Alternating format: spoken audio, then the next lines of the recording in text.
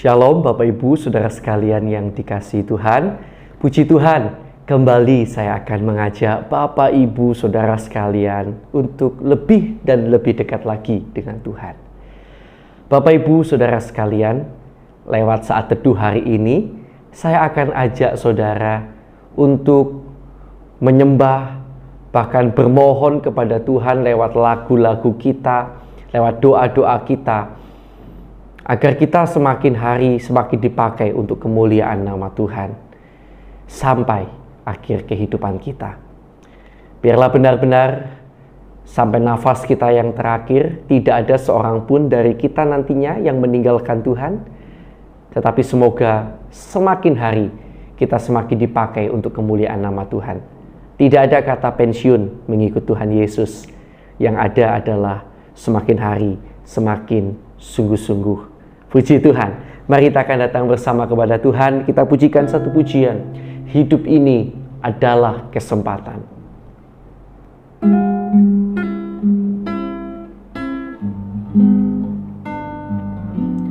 Hidup ini adalah kesempatan. Hidup ini untuk melayani Tuhan. Jangan sia-siakan waktu yang Tuhan beri. Hidup ini hanya sementara. Hidup ini adalah kesempatan. Hidup ini untuk melayani Tuhan. Jangan sia-siakan waktu yang Tuhan beri. Hidup ini hanya sementara. Oh Tuhan, pakailah hidupku selagi aku masih kuat. Bila saatnya nanti ku tak berdaya lagi, hidup ini sudah jadi berkat. Hidup ini adalah kesempatan. Hidup ini untuk melayani Tuhan. Jangan sia-siakan waktu yang Tuhan beri. Hidup ini hanya sementara. Oh Tuhan, pakailah hidupku selagi aku masih kuat. Bila saatnya nanti ku tak berdaya lagi, hidup ini sudah jadi berkat. Oh Tuhan, pakailah hidupku selagi aku masih kuat. Bila saatnya nanti ku tak berdaya lagi, hidup ini sudah jadi berkat. Bila saatnya nanti ku tak berdaya lagi, hidup ini sudah jadi berkat. Mari sama-sama katakan. Bila saatnya nanti ku tak berdaya lagi, hidup ini sudah jadi berkat. Haleluya, haleluya.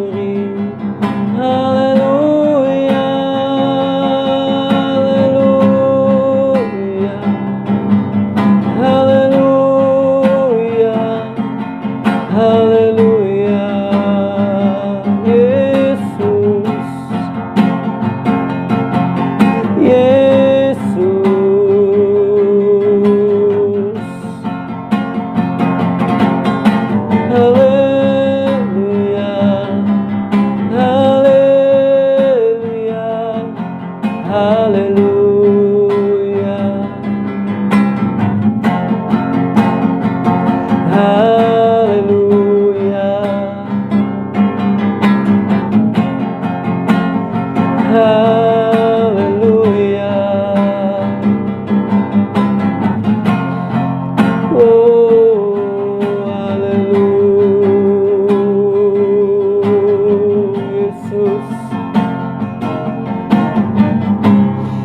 Yesus, Yesus, Yesus.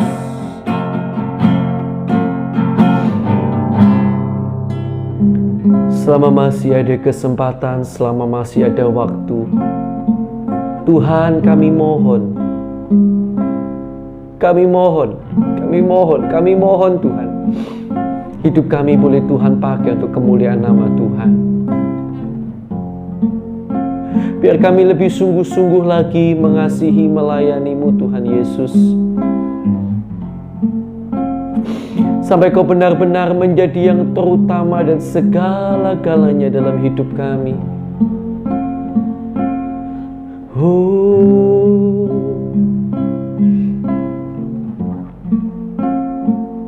Melayani, melayani lebih sungguh, melayani, melayani lebih sungguh. Tuhan lebih dulu melayani kepadaku, melayani, melayani lebih sungguh, melayani, melayani lebih sungguh, melayani, melayani lebih sungguh.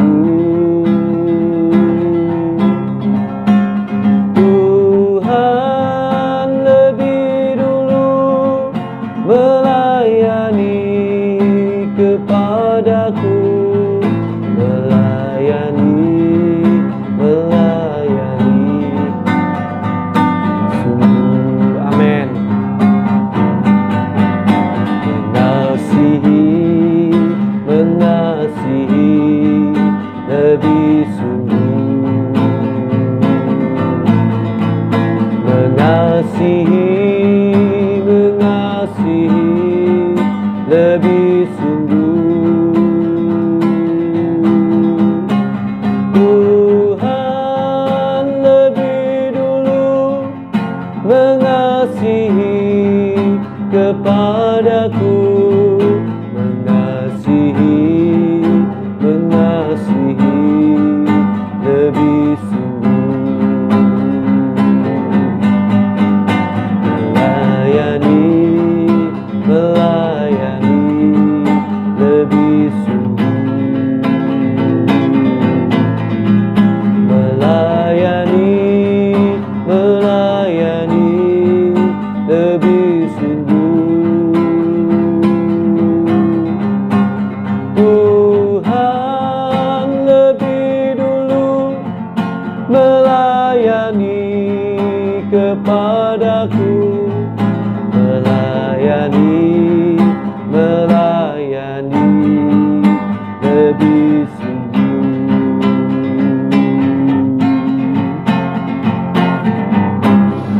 Terima kasih Tuhan Yesus.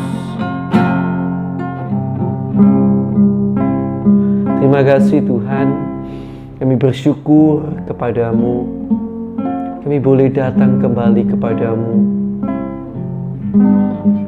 Dalam saat teduh ini sambil kami menyembah, kami juga memohon kepadamu. Terus kami mohon agar kami boleh dipakai melayani Tuhan, menjadi kemuliaan bagi nama Tuhan seumur hidup kami.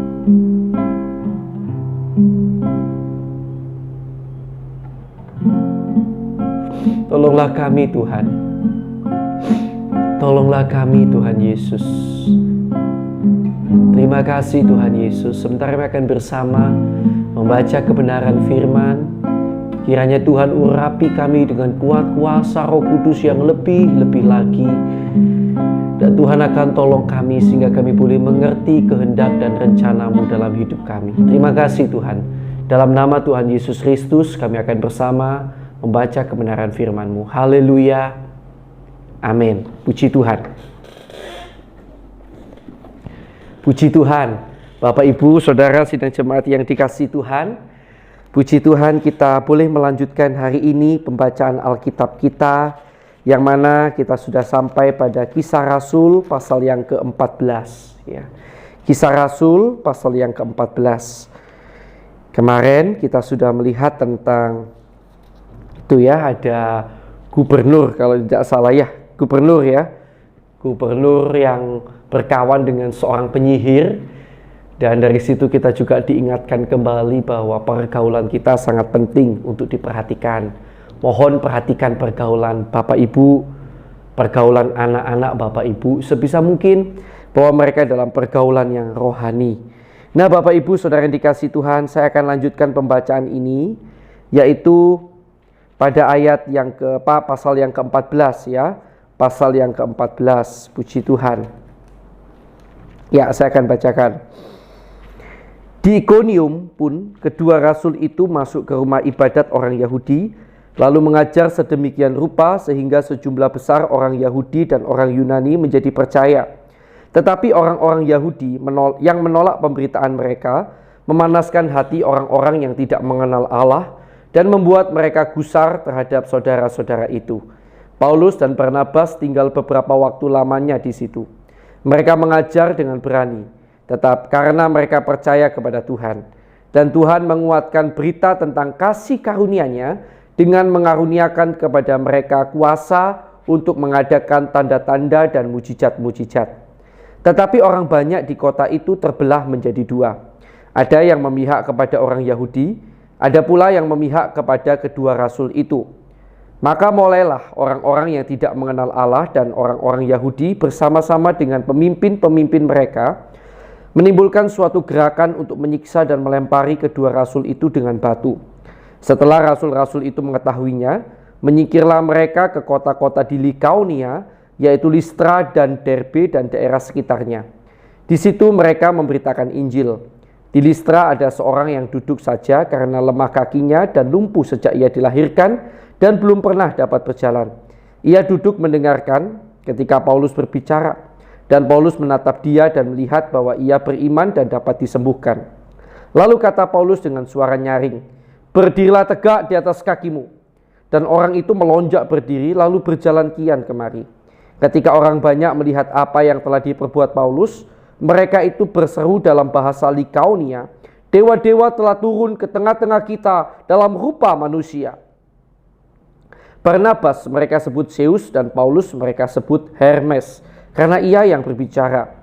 Maka datanglah imam dewa Zeus yang kuilnya terletak di luar kota, membawa lembu-lembu jantan dan karangan-karangan bunga ke pintu gerbang kota untuk mempersembahkan korban bersama-sama dengan orang banyak kepada rasul-rasul itu. Mendengar itu, Barnabas dan Paulus mengoyakkan pakaian mereka, lalu terjun ke tengah-tengah orang banyak itu sambil berseru, "Hai kamu sekalian, mengapa kamu berbuat demikian? Kami ini adalah manusia biasa, sama seperti kamu. Kami ada di sini untuk memberitakan Injil kepada kamu, supaya kamu meninggalkan perbuatan sia-sia ini dan berbalik kepada Allah yang hidup, yang telah menjadikan langit dan bumi, laut dan segala isinya. Dalam zaman yang lampau, Allah membiarkan semua bangsa menuruti jalannya masing-masing, namun ia bukan tidak menyatakan dirinya dengan berbagai-bagai kebajikan, yaitu dengan menurunkan hujan dari langit dan dengan memberikan musim-musim subur bagi kamu. Ia memuaskan hatimu dengan makanan dan kegembiraan. Walaupun rasul-rasul itu berkata demikian, namun hampir-hampir tidak dapat mereka mencegah orang banyak mempersembahkan korban kepada mereka. Tetapi datanglah orang-orang Yahudi dari Antiokhia dan Ikonium dan mereka membujuk orang banyak itu memihak mereka. Lalu mereka melempari Paulus dengan batu dan menyeretnya keluar kota, karena mereka menyangka bahwa ia telah mati. Akan tetapi ketika murid-murid itu berdiri mengelilingi dia, bangkitlah ia lalu masuk ke dalam kota. Keesokan harinya berangkatlah ia bersama-sama dengan Barnabas ke Derbe, kembali ke Antiokhia.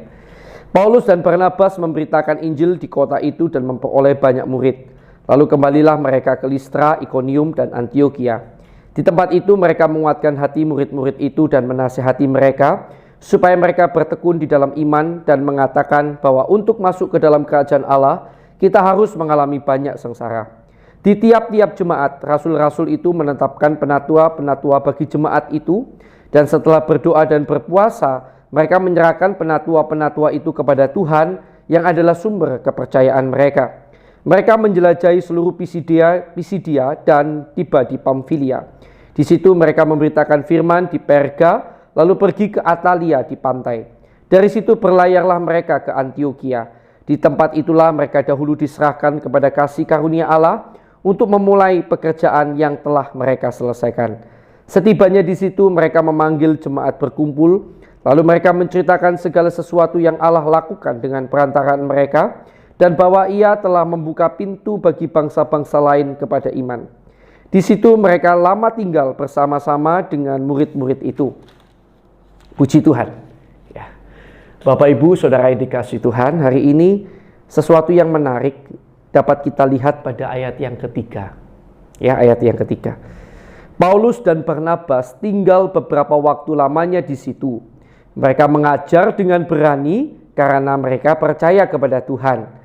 Dan Tuhan menguatkan, perhatikan, dan Tuhan menguatkan berita tentang kasih karunia-Nya dengan mengaruniakan kepada mereka kuasa untuk mengadakan tanda-tanda dan mujizat-mujizat.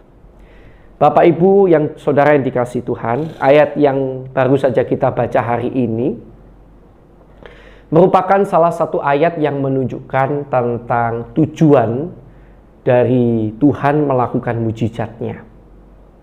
Ya, jadi sekali lagi ini adalah salah satu ayat yang dapat kita baca dalam Alkitab yang secara tersirat menunjukkan tujuan dari Allah ketika Allah melakukan sebuah mujizat, ya, atau mengizinkan sebuah mujizat terjadi dalam hidup seseorang.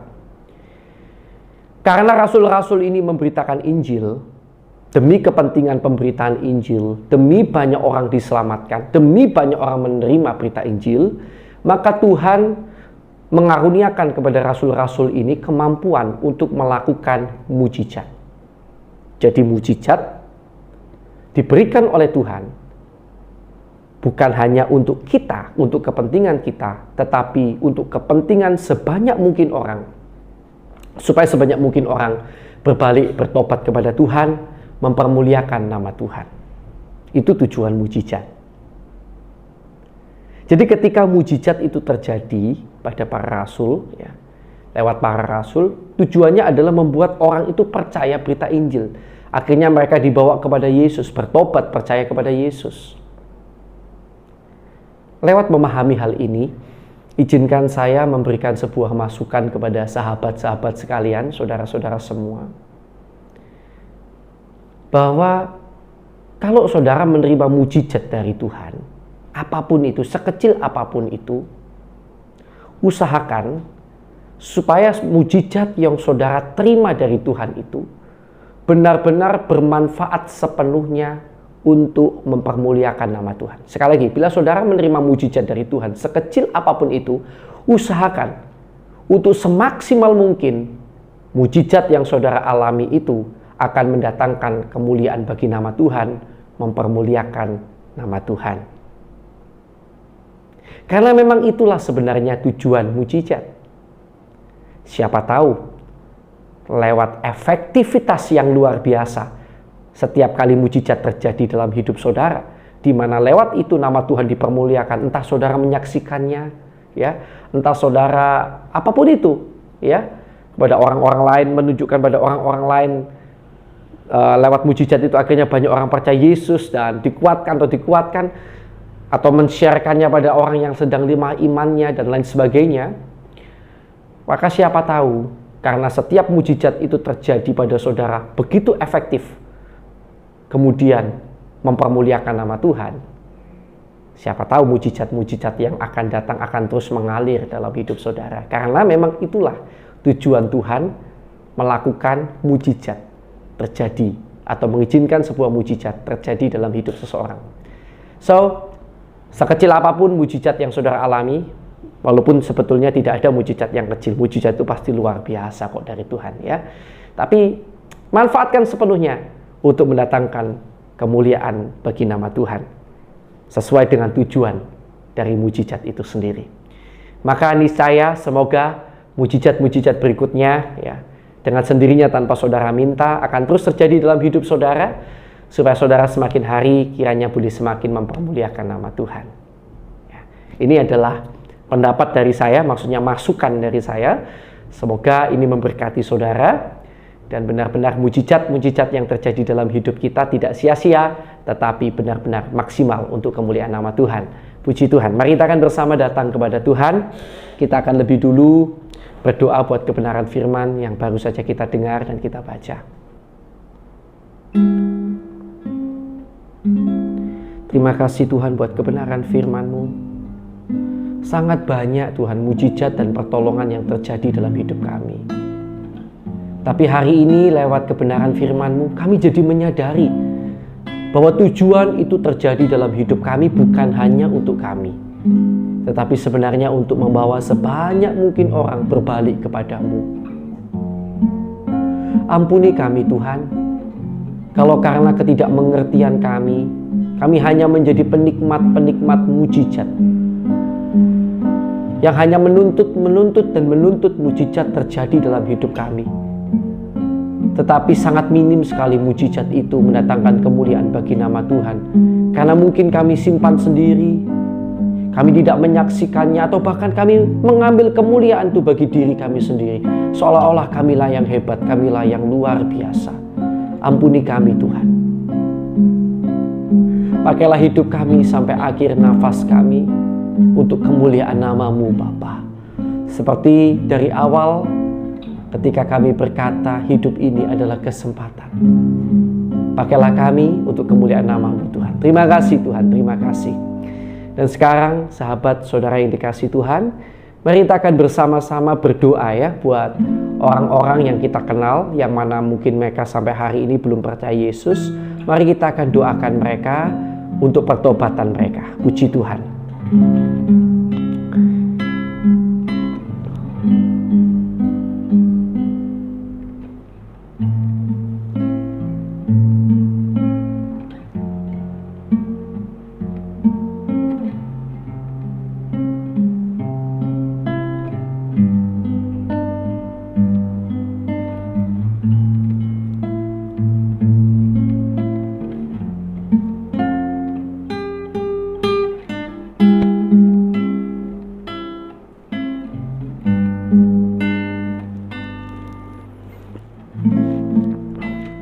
Baik, sudah ya, kita lanjutkan doa kita. Tuhan, kami juga berdoa untuk teman-teman kami, rekan-rekan kami seiman di seluruh dunia yang sampai hari ini masih menderita siksa dan aniaya karena kebenaran-kebenaran firman-Mu yang mereka pegang, karena nama-Mu yang agung dan mulia itu.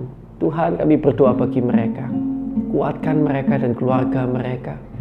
Dan kalau boleh tentu kami berdoa lepaskan mereka dari siksa, derita dan aniaya itu Tuhan. Belas kasihan-Mu kiranya atas hidup mereka. Kami juga berdoa bagi bangsa dan negara kami Indonesia ya Tuhan. Kiranya Tuhan akan menolong, mengampuni bangsa negara kami, pemimpin bangsa kami, pendahulu bangsa kami, bahkan kami umat-Mu di Indonesia. Ampuni Tuhan. Berikan belas kasihan-Mu atas Indonesia. Berikan kedamaian, keamanan, ketentraman, kesehatan, pertolongan. Di hari-hari ini banyak kehidupan yang tergoncang Tuhan, secara perekonomian, secara kesehatan, bahkan secara sosial. Banyak kami dengar rumah tangga yang hancur di negara kami. Kiranya Tuhan tolong bangsa kami, Tuhan pulihkan, Tuhan tolong, bahkan kiranya Tuhan memberikan pertolongan agar banyak orang di antara bangsa negara kami Indonesia yang boleh percaya dan menerima Engkau sebagai Tuhan dan Juru Selamat dalam hidup mereka. Engkau bawa mereka kepadamu Tuhan. Engkau bawa mereka kepada pengenalan akan Engkau, bahwa Engkaulah Tuhan yang benar. Terima kasih Tuhan. Kami juga berdoa di dalam nama Yesus untuk Tuhan, hamba-hamba Tuhan untuk hamba-Mu, seorang siapapun yang disebut sebagai penginjil, gembala, guru, orang-orang yang memiliki gelar teologia, disebut sebagai seorang hamba Tuhan, memiliki gelar-gelar kependetaan. Tuhan, kami berdoa untuk kami semuanya. Kiranya Tuhan berikan kami dan keluarga kami hati yang tulus, ikhlas di dalam melayani Tuhan. Hati yang sungguh-sungguh mencintai Tuhan. Jauhkan dari hati yang busuk ya Tuhan. Dan kiranya Tuhan mencukupkan segala yang kami perlukan. Dan kiranya Tuhan juga memperlengkapi kami dengan kemampuan-kemampuan yang lebih lagi, agar kami dapat lebih luar biasa di dalam melayani Tuhan. Kami juga berdoa Tuhan dalam nama Yesus, untuk jemaat-jemaat yang kami gembalakan, yang kami layani. Bapa, kiranya Kau memberkati kehidupan mereka. Berkati mereka rohani dan jasmani. Jaga lindungi mereka senantiasa. Jadikan mereka berkat-Mu dimanapun mereka berada. Berikan pertumbuhan rohani yang baik, keluarga yang cinta Tuhan. Tutup bungkus mereka dan keluarga mereka. Jauhkan dari pergaulan yang salah, lingkungan yang salah. Tetapi mereka, kiranya Kau berikan orang-orang yang baik di sekitar mereka, yang membawa, memacu mereka untuk semakin dekat kepada Tuhan. Terima kasih Tuhan. Di dalam nama Tuhan Yesus, kami serahkan jemaat-jemaat-Mu dalam tangan-Mu Tuhan. Haleluya. Dan sekarang Tuhan, kami berdoa bagi setiap orang yang sakit, baik mereka saat ini sakit di rumah sakit, di rumah maupun di berbagai tempat. Saat ini kami bersatu hati, kami berdoa ya Tuhan, di dalam nama Allah Bapa, Allah Anak, Allah Roh Kudus, di dalam nama Tuhan Yesus Kristus, kiranya turunkan kuasa jamahan Allah terhadap setiap orang yang sakit ini. Kiranya Tuhan jamah tolong sembuhkan mereka dalam nama Tuhan Yesus Kristus. Dan kami juga berdoa bagi setiap orang yang mengalami masalah. Kalau masalah ini terjadi karena kesalahan kami umat-Mu, Tuhan tunjukkan kesalahan kami, ampuni dan tolong agar kami mampu bertobat ya Tuhan. Tapi kalau lewat ini semuanya Tuhan punya rencana yang baik, kiranya Tuhan akan tolong berikan kami kekuatan supaya kami selalu tampil sebagai pemenang, bahkan lebih daripada pemenang. Biarlah kami tidak hancur oleh masalah kami, tetapi kami justru tampil sebagai pemenang ya Tuhan. Terima kasih Tuhan Yesus. Kami juga berdoa di dalam nama Tuhan Yesus Kristus untuk segala kuasa kegelapan, kuasa iblis yang mengikat anak-anak Tuhan pada kuasa dosa. Segala kuasa kegelapan, kuasa iblis yang mengikat anak-anak Tuhan sehingga terus berbuat dosa. Kami ikat, kami patahkan, kami usir keluar di dalam nama Tuhan Yesus Kristus. Kuasa darah Yesus menutup bungkus kami dan keluarga kami dalam nama Tuhan Yesus Kristus. Terima kasih Tuhan. Haleluya. Dan sekarang saya persilakan kita untuk berdoa bagi pergumulan doa pribadi kita masing-masing. Mari kita akan berdoa masing-masing. Haleluya.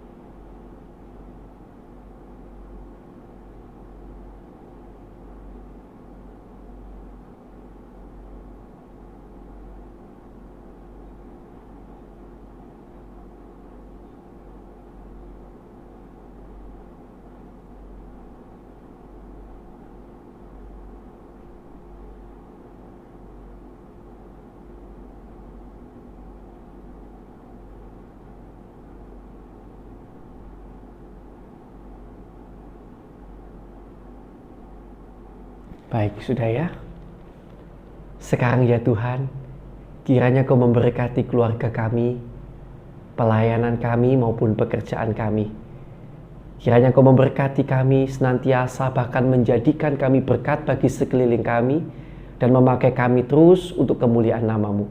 Inilah kami Tuhan, kami terima berkat-Mu di dalam nama Allah Bapa, Allah Anak, Allah Roh Kudus, di dalam nama Tuhan Yesus Kristus. Yang percaya, mari bersama saya katakan, Amin. Puji Tuhan. Tuhan Yesus memberkati saudara.